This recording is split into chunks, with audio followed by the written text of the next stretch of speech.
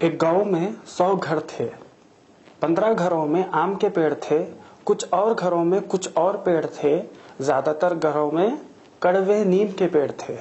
कुछ नीम के पेड़ वालों ने, और कुछ जिनके पास पेड़ ही नहीं है, और कुछ जिनको पेड़ पौधों के बारे में कुछ मालूम ही नहीं है, ये सब ने देखा कि आम के पेड़ वाले तो मीठे मीठे आम खा रहे हैं।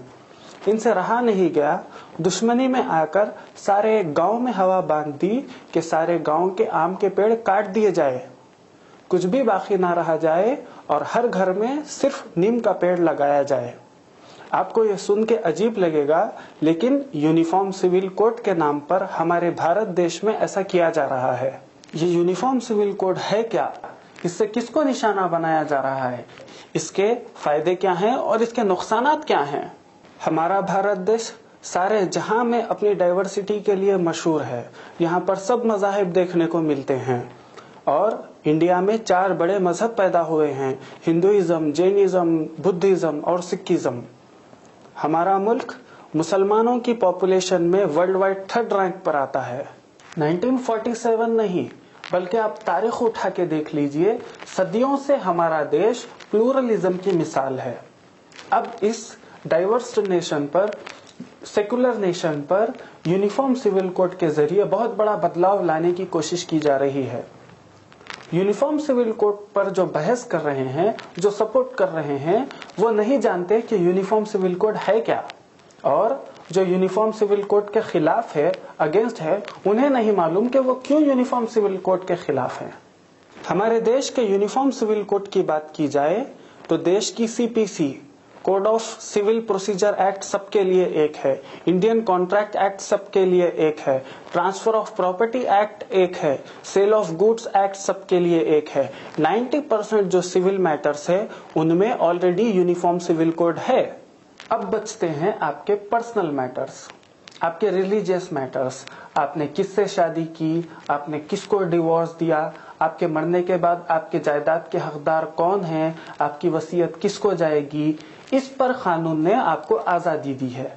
याद रखिए, 90% सिविल मैटर्स सबके लिए एक हैं, बस पर्सनल और रिलीजियस मैटर्स में किसी और का इंटरफेरेंस नहीं रखा गया। हमारे लिबरल्स के लिए एक एग्जाम्पल, अगर आप किसी और मजहब, कास्ट या बैकग्राउंड की लड़की से शादी या डिवोर्स करना चाहते हैं तो उसके लिए आपको स्पेशल मैरिज एक्ट भी मौजूद है।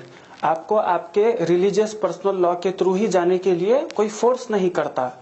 मैं आप सबको फिर से बता दूं कि 90% लॉस सबके लिए यूनिफॉर्म है, यहाँ तक के क्रिमिनल एक्ट भी सबके लिए एक है, बस आपके पर्सनल और रिलीजियस लॉस में आपको आजादी दी गई है।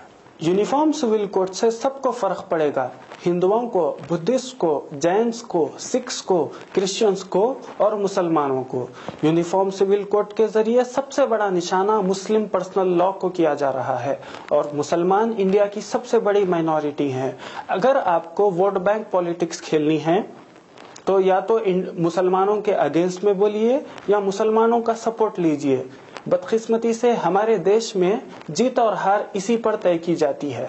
इस्लाम दुनिया का अकेला मजहब है जिसमें जीने की हर चीज का तरीका अल्लाह ताला ने सिखाया है।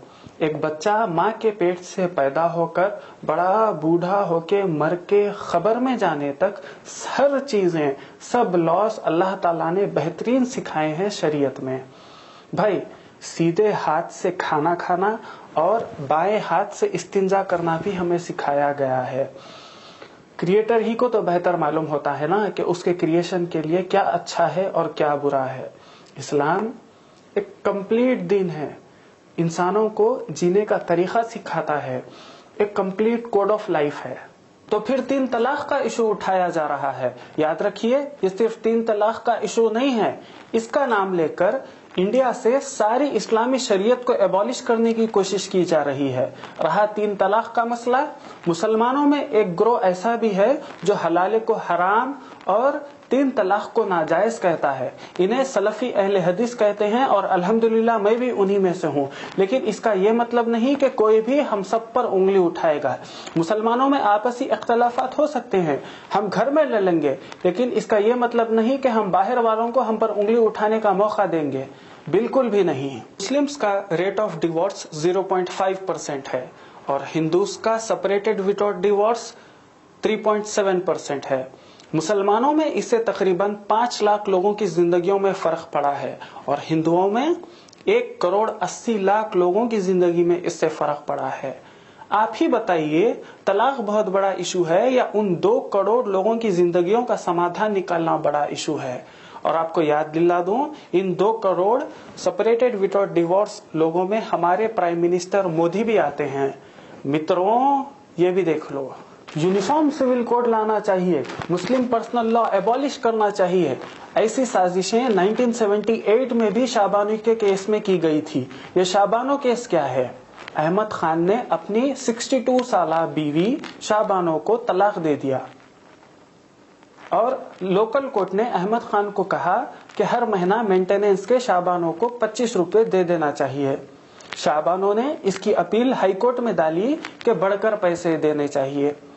हाईकोर्ट ने अहमद खान से कहा कि हर महीना 170 चिल्लर रुपए दे देना चाहिए। अहमद खान ने इसका इनकार किया और वापस अपील डाली। बहरहाल इस 25 रुपए 170 चिल्लर रुपए को दूसरों ने इतनी हवा दी कि इस मसले को सुप्रीम कोर्ट तक भी ले जाया गया और तब मुस्लिम पर्सनल लॉ को एबॉलिश करने और यूनिफॉर्म सिविल कोड को लाने की बहुत बड़ी नाकाम साजिश की गई। यूनिफॉर्म सिविल कोड के जरिए सबसे बड़ा निशाना मुस्लिम पर्सनल लॉ पर किया गया है। देखते हैं ये यूनिफॉर्म सिविल कोड क्या है। हुकूमत किस तरह का यूनिफॉर्म सिविल कोड चाहती है, उनके पास इसका खुद ड्राफ्ट मौजूद नहीं है। आज तक किसी ने सामने नहीं रखा कि यूनिफॉर्म सिविल कोड कैसा होना चाहिए। यूनियन मिनिस्टर वेंकैया नायडू ने कहा कि इस पर एक हेल्दी डिबेट होनी चाहिए, बहस मुबाहसा होना चाहिए। कैसी डिबेट? వెంకయ్య నాయుడు గారు, మీరు కూడా తెలుగు, మేము కూడా తెలుగు, చెప్పండి कैसी डिबेट? किस बिना पर आप डिबेट करेंगे? यूनिफॉर्म सिविल कोड को क्या हिंदू कोड से रूल्स एंड रेगुलेशंस निकालेंगे या फिर मुस्लिम पर्सनल लॉ से निकालेंगे या क्रिश्चियन एक्ट से निकालेंगे या स्पेशल मैरिज एक्ट से निकालेंगे? किस बिना पर आप यूनिफॉर्म सिविल कोड लाएंगे? इनके पास इसका खुद का ब्लूप्रिंट मौजूद नहीं है और बस हवा में बात छोड़ दिए कि बस यूनिफॉर्म सिविल कोड ला देना चाहिए। और इस सिलसिले में लॉ कमीशन ने यूनिफॉर्म सिविल कोड को लेकर एक क्वेश्चनर जारी किया है अपनी वेबसाइट पर। इसमें 16 सवाल हैं जिनको 45 डेज के अंदर जवाब देने को कहा है। आप इसका जवाब ईमेल या पोस्ट के थ्रू दे सकते हैं, ऐसा कहा है इन्होंने। आइए जरा देखते हैं, नजर डालते हैं ये क्वेश्चनर पर। आप खुद ताजुब करेंगे ये क्वेश्चनर को देखकर।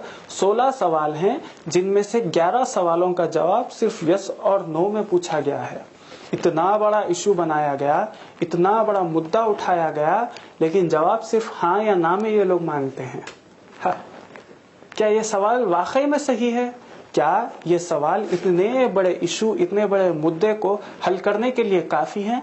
आप खुद देखिए। इसके थर्ड क्वेश्चन में पूछा गया कि क्या यूनिफॉर्म सिविल कोड से लोगों को फायदा पहुंचेगा। फिर फोर्थ क्वेश्चन में पूछते हैं कि क्या इससे जेंडर जस्टिस आएगी।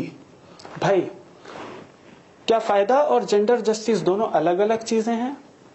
फायदा अलग है, जेंडर जस्टिस अलग है। ये कैसा सवाल है, समझ के बाहर है।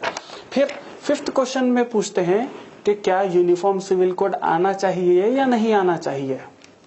आगे पीछे हट रहे हैं।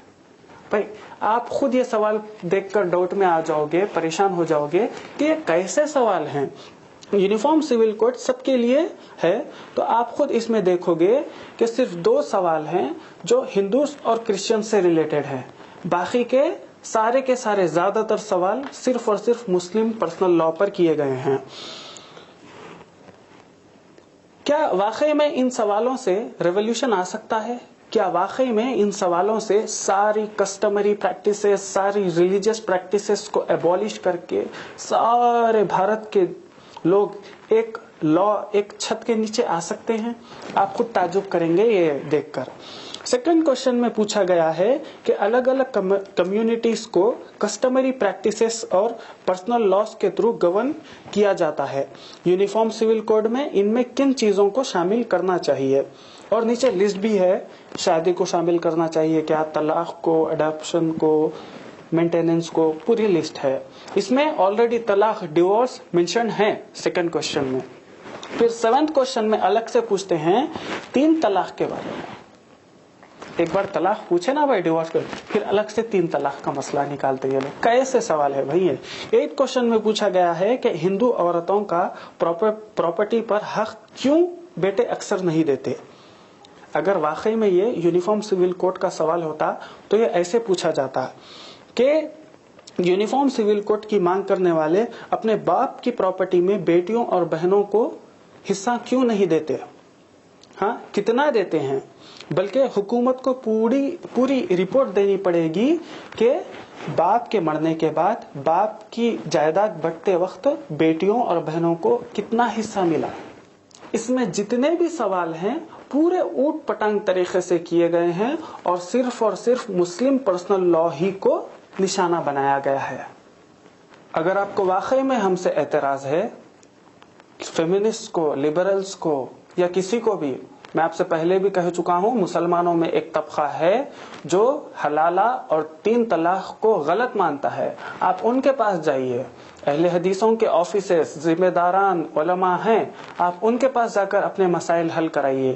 لیکن اس کا یہ مطلب نہیں کہ آپ ہماری پوری شریعت پر حملہ کر دیں گے, آپ ہم پر انگلی اٹھا دیں گے. سارے مسلمان چاہے وہ کسی بھی مسلک کے ہو, کسی بھی جماعت کے ہو, ایک ہو جائیں گے اور آپ کو جواب دیں گے.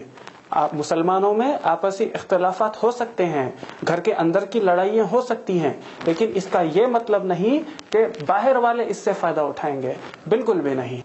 یہ جو پرسنل لاس ہے یہ صرف ریلیجنس کا معاملہ نہیں ہے, یہ صرف آرٹیکل 25 کا معاملہ نہیں ہے, یہ آرٹیکل 29 کا بھی معاملہ ہے, یہ کلچرز کا بھی معاملہ ہے. انڈیا میں کئی الگ الگ کلچرز پائے جاتے ہیں اور ان کے مطابق الگ الگ کلچرز کے مطابق الگ الگ شادیاں ہوتی ہیں.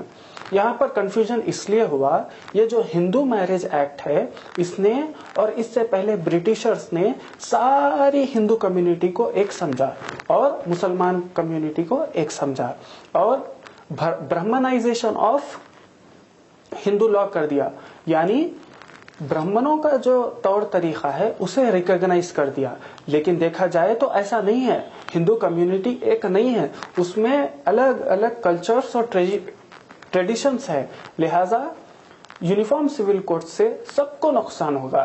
مسلم پرسنل لا بورڈ نے سب مسلمانوں سے کہہ دیا ہے کہ لا کمیشن کے اس کوشچنر کا جواب نہ دیں, بلکہ مسلم پرسنل لا بورڈ نے ہر جگہ یہ فارمز ڈسٹریبیوٹ کر دیے ہیں. میری آپ سب سے گزارش ہے کہ آپ سب ان فارمز پر سگنیچر کریے اور واپس بھیج دیجئے. یہ فارمز الحمدللہ آپ کے قریبی مساجد میں اویلیبل ہیں. اس فارمز پر آپ کا نام, ایڈریس, آدھار نمبر اور سگنیچر کریے اور مسجد والوں کو واپس دے دیجئے. انشاءاللہ مسجد والے مسلم پرسنل لا بورڈ کو بھیج دیں گے. میرے بھائیوں, مسلمانوں کے دین کو, شریعت کو ختم کرنے کی ایک بڑی بھیانک سازش ہو رہی ہے اور ہم سب کو اس کے بارے میں سمجھنے کی ضرورت ہے. مسلم پرسنل لا بورڈ جو ہم سب کو ریپرزینٹ کرتا ہے, سارے مسلمانوں کو, چاہے وہ بریلوی ہو, دیوبندی ہو, سلفی ہو, سارے مسلمان, مسلم پرسنل لا بورڈ نے اس کوشچنر کو بائیکاٹ کرنے کو کہا ہے. 1980 میں بھی ایسا مسئلہ پیش آیا تھا شابانوں کے کیس کے وقت. تب سارے کے سارے مسلمان مسجدوں میں سگنیچرز کر کے بھیجے تھے کہ ہم اسے نہیں مانیں گے. آج پھر ایسا دور آ گیا ہے, اسے نظر انداز مت کیجیے, بلکہ ان فارمز کو آپ بھی تقسیم کیجیے. مسجدوں میں, انسٹیٹیوشنز میں سب عورتیں اور مرد اس پر سگنیچر کریے اور بھیجیے. اسے ہلکا مت لیجیے. شریعت کا مسئلہ ہے, ہمارے وجود کا مسئلہ ہے, ہماری تحفظ شریعت کا مسئلہ ہے. یہ کوئی فقہی مسئلہ نہیں ہے, اختلافات کا مسئلہ نہیں ہے. 3 طلاق یا 1 طلاق یہ علماء دیکھ لیں گے. یہ ہمارے دین کا مسئلہ ہے بھائیوں, بڑا ہی گمبھیر مسئلہ ہے. ہم سب کو ایک ہو کر اس کا جواب دینا ہے. ہمارا حق حاصل کرنے ہمیں آگے بڑھنا ہے. آپ کے پاس بھی کوئی رائے یا سجیشنز ہوں تو نیچے کمنٹ کیجئے. اس ویڈیو کو دوسروں تک بھی پہنچائے تاکہ وہ لوگوں کو بھی معلوم ہو۔ اللہ سے دعا ہے کہ اللہ ہم سب کی حفاظت فرمائے، اللہ مسلمانوں کی حفاظت فرمائے اور اس ملک میں امن و شانتی سے رہنے کے لیے ساری انسانیت کو توفیق عطا فرمائے، آمین یا رب العالمین۔ اب آپ کے اس بھائی عدنان قمر کو اجازت دیجیے، اس ویڈیو کو لائک کرنا، شیئر کرنا نہ بھولیں۔ شکریہ۔